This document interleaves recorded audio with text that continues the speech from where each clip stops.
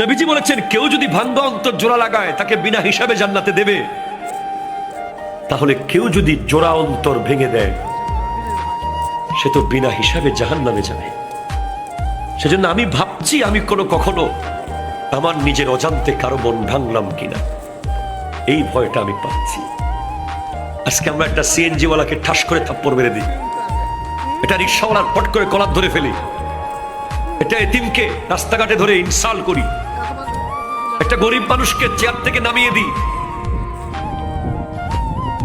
একটা ফকিরকে অপমান করি, অপদস্থ করে কথা বলি, কোরবানির দিন গোশতের টুকরো একটু বেশি দিতে হবে বলে দরজা বন্ধ করে দিই। কত অন্তর আমরা ভেঙে দিই, কতজনকে মায়ের বুক থেকে আজ চলে যেতে বাধ্য করেছি আমরা, কতজন শখের ব্যবসা প্রতিষ্ঠান ধ্বংস হয়ে গেছে। এখনো হয়েছে, তখনও হয়েছে, যখনই হয়েছে। যেখানেই যার অন্তর ভেঙেছেন, অন্তর ভাঙা এটা